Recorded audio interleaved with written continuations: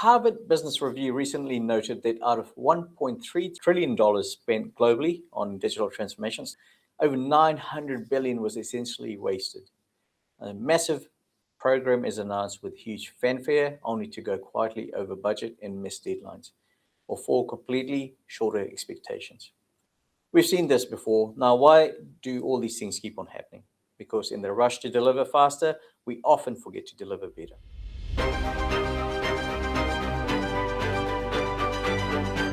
Thank you for joining us. This is the first edition of the Quality Edge by Surety Consulting. I'm your host, Reg Prasad. In the show, we strip away the corporate jargon and look at what it actually takes to make digital transformation succeed here in New Zealand and globally. Our thesis is simple. Quality isn't just a testing phase at the end of a project. It's a mindset that needs to be engineered into the very beginning. Now, today, we're just putting our own ideas under the microscope. We recently published the Quality First Blueprint, a guide on how to fundamentally shift your delivery culture. Joining me to tear this blueprint apart and look at how it works in real world are two industry veterans. Now, when I say veterans, they're not very old, who have spent their careers architecting and executing these exact type of programs. At Shikar, Ramchand, our Practice and Solutions Manager at Surety, with over 19 years of experience in quality assurance, Shikar has been the driving force behind the success of massive ERP replacements in business transformation across logistics, telcos, government, and the financial sector. He specializes in breaking down silos and fostering real collaboration between QA and the wider delivery teams. Shikar, welcome. Thanks, Reg. Great to be here for episode 1. Awesome, thank you. Also, Gavin Cochius. Gavin brings a highly pragmatic, results-focused approach to our conversation today, combining deep software test management with strong background in operations. Accredited ISTQB tester and certified Scrum Master, Gavin has directed complex onshore, offshore, and multi-vendor testing teams, particularly in the international finance sector. He's a leader who ensures these massive strategies actually translate into language and results that stakeholders at all levels can understand. Gavin, thanks for joining us as well. Thanks for that introduction, Reg. Great to be here. I'm looking forward to sharing some of my experiences and answering some of the questions with real life scenarios. Awesome. Thanks so much, guys. Hey, let's get straight into it. Now, Shikar, I'll start at the strategic level. Executives are constantly under pressure for cutting costs at the moment and delivering features which were very important and they want it yesterday.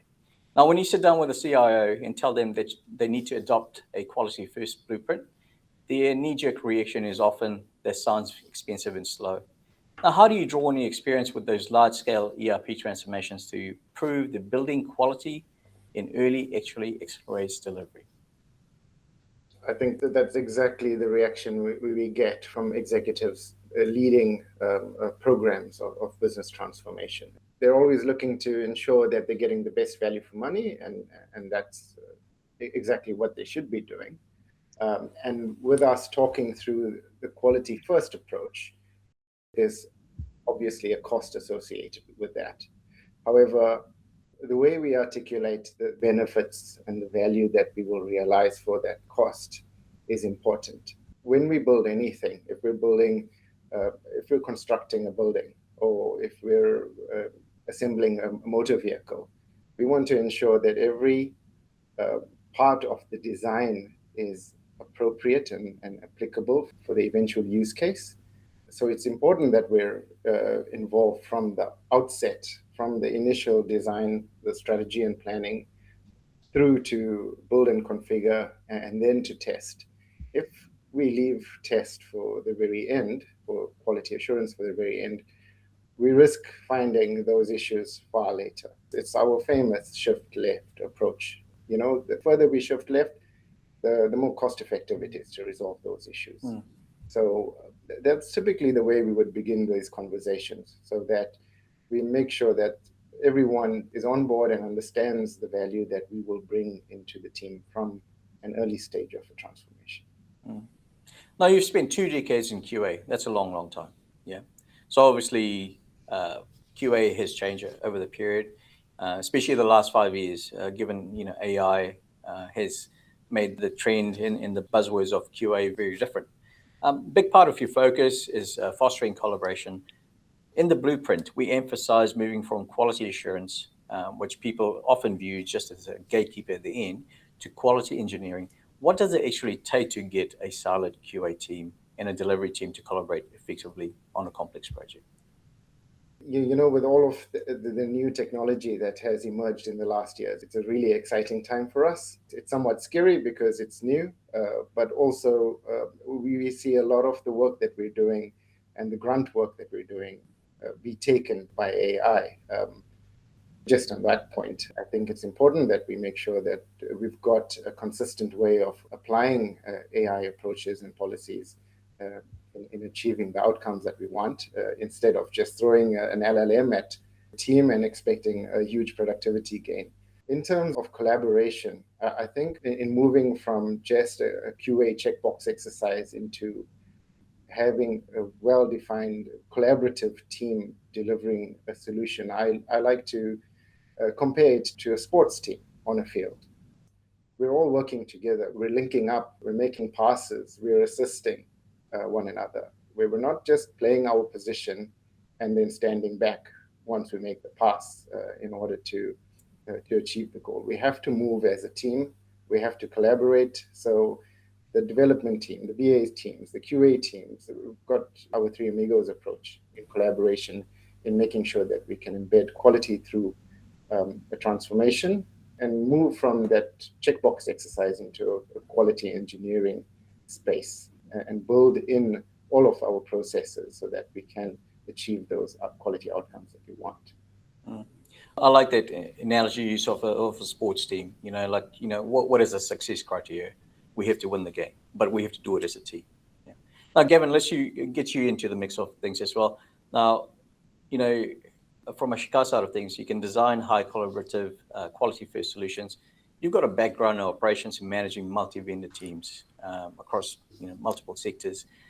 Now, when a project is running late and you have offshore teams, third-party vendors, and internal developers, all in the mix, now how do you practically enforce a quality-first mindset without operations grinding to a halt?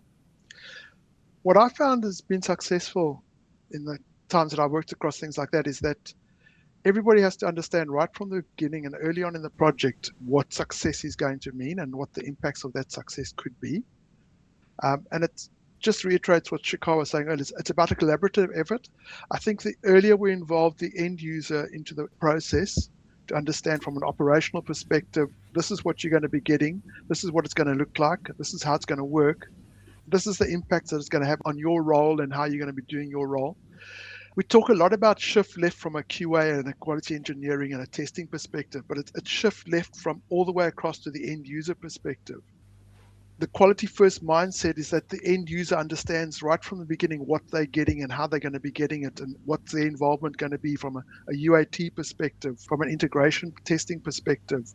Is there going to be a reliance on them to actually help with testing to create data and this type of thing? So they start getting involved early in the process, and that's the operational side that we tend to leave right near the end. We're going to sort out UAT right towards the end of the test cycle.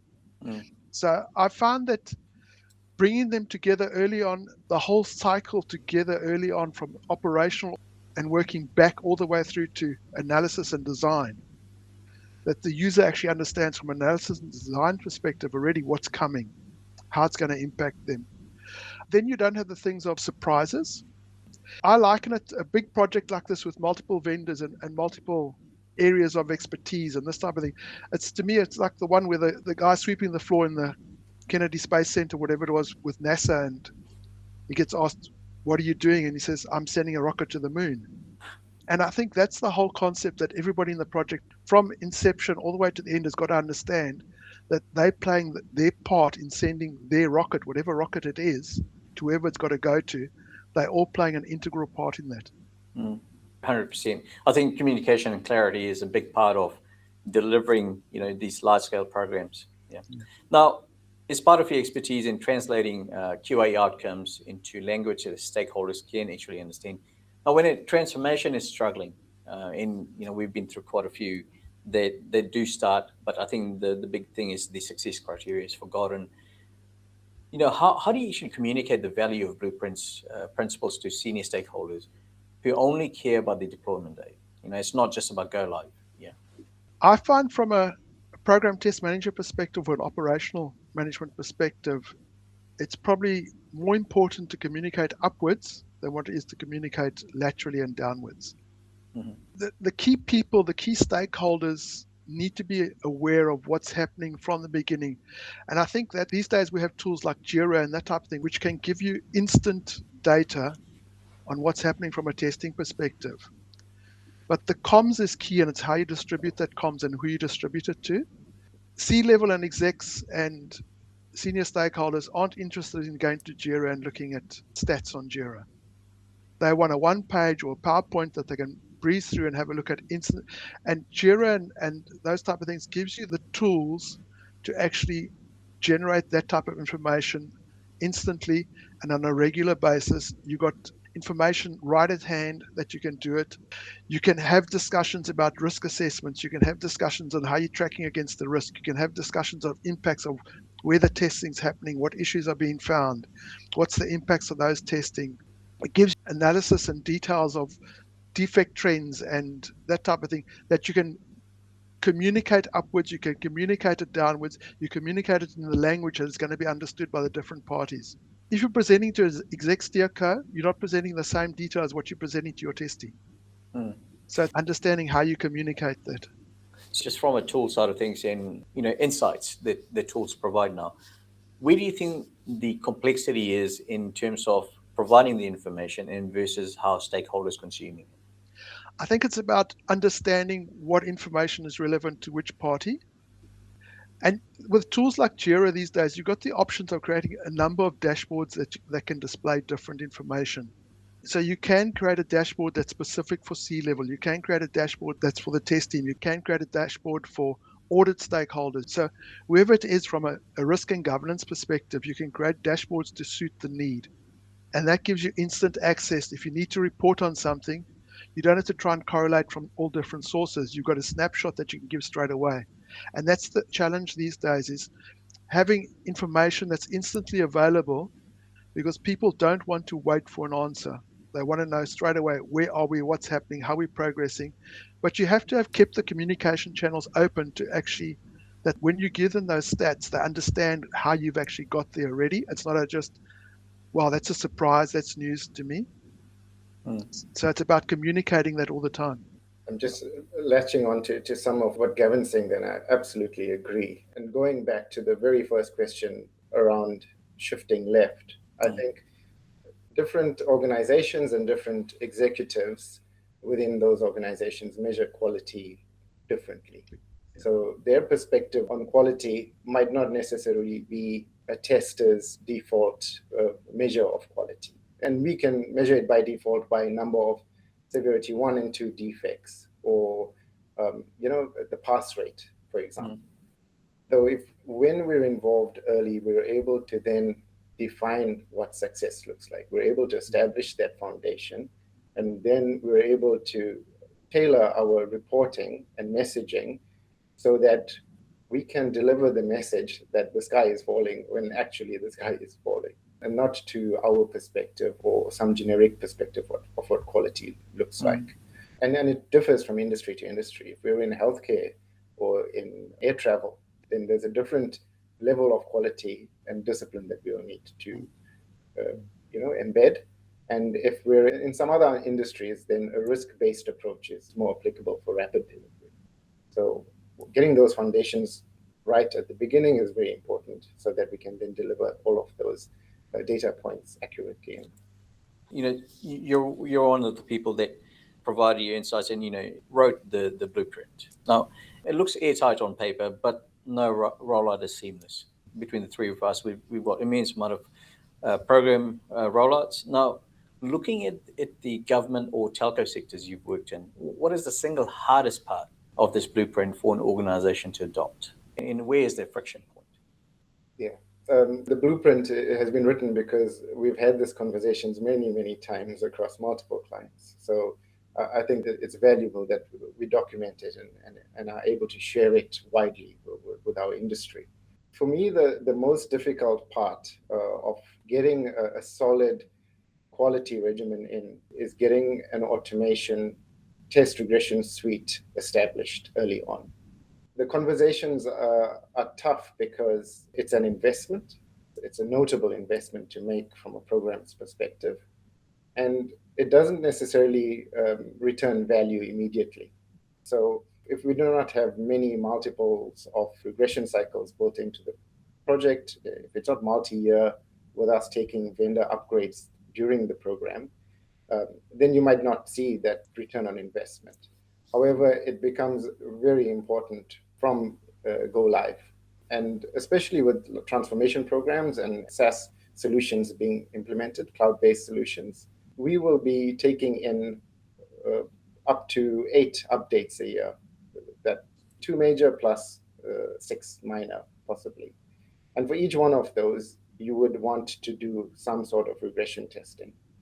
Doing that manually versus having an automation regression suite established makes a world of difference in terms of the cost associated for ownership. And that's typically left towards the end when the team has mostly left, the project team has mostly left, the IP has left with them, and then starting to build an automation suite from that point on becomes another challenge that we would need to overcome. So again, in this instance, let's strike while the iron's hot and get that done. Okay. Gavin, similar question for you. Now, when you're trying to execute the blueprint, especially within the strict regulatory environment of financial services, what is typically the biggest roadblock you're seeing? It's interesting because it also goes back to what Shikar has just said about risk-based testing as well. We don't have the capacity to test everything all the time. Mm-hmm. So no matter what part of the financial services sector you're going to do risk-based testing, that's going to be the focus. But then there's, in the financial services sector that I've been involved in, there's 2 streams of thinking around that. And I'll use an example. You got somebody who's aged early 20s that takes out a life insurance policy to mature if they die before age 80. Mm-hmm. That policy is probably only going to get looked at in maybe 40, 50 years' time when it matures or when the person passes away and has to pay out. So all you got to do is make sure that the correct premium has been deducted, has been applied to the correct policy, and the policy details and everything is correct. And that'll be the next time that policy is looked at. And that's happened with some of the legacy policies from the 70s and the 80s where we've moved it into a modern scenario. And you're going, okay, well, what applied 20 years ago, it doesn't apply these days, and we need to try and modernize it. So then you go into things like data migration, and that type of thing becomes key. But then you have another policy, same scenario, where a person is in early 20s and they invest money, and you've got to have that on specific right now, right there. They've got to be able to see what's the value of it right now, what's it going to be in 40 years' time. If I put a premium in, is that going to change? Is it market related? That type of thing. So your focus from a risk perspective is different. The one you can worry about, it's low risk, only going to be looked at in 40, 50 years' time. The other one has got to be looked at tomorrow as soon as I've applied them. So it's about getting that right. And things change now these days because of the ways of working that we have with automation and this type of thing. And automation happening early in the process with continuous integration and agile and everything else. And you got your compliance people looking and going, well, from a compliance perspective, I need to know that this output matches that output, and what am I going to be getting, and does it match, and how can you validate that testing actually validated the outputs. 15, 20 years ago, it was basically paper outputs that they were looking at. It wasn't an online digital format. So it's basically looking at what risks can we live with, what risks can we accommodate. A lot of the financial services stuff these days is inherited from a lot of legacy systems from years ago. So that's one of the biggest changes also, is about getting the data migration correct in those sectors. And another thing, as Shikar mentioned earlier, about if we look at medical and aviation, you're very risk averse because you can't do risk-based testing on some medical stuff and you can't do it on aviation because when the plane's in the air and something fails, you can't say, well, we didn't really test that. We didn't have the time to, so we removed it out of our testing scope. But you can do that on financial services. You have the luxury, and I'm putting that in quotes, of being able to do that type of thing. But again, it's having stakeholders involved early, that they understand what the processes are, what the risks are, what the mitigation is, what is going to be displayed, what's not displayed, and everybody in agreement about what is the risk that we're going to take in our testing. Now, before we do wrap up, I just wanted to address our listeners. Now, we talk about improving digital transformation in New Zealand and globally. Now, Shikar, do New Zealand organizations face different constraints implementing these solutions compared to global enterprises? Or are these issues exactly the same?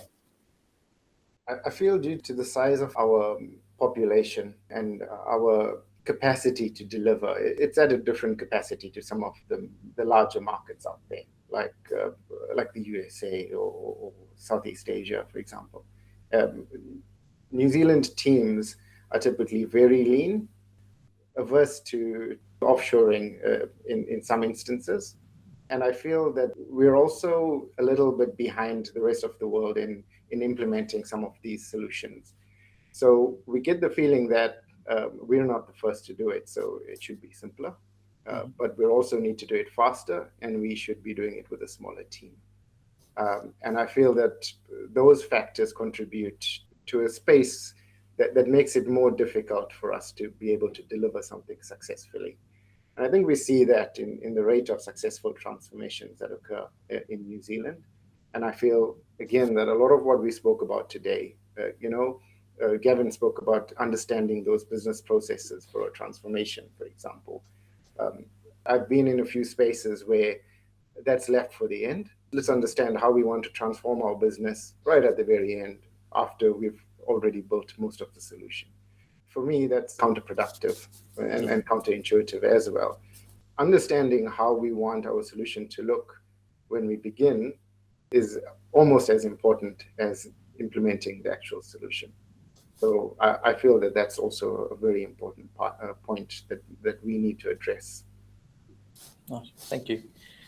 Now, Gavin, from a QA manager or Scrum Master listening right now, something concrete to kind of put in there is starting applying some of these principles tomorrow morning.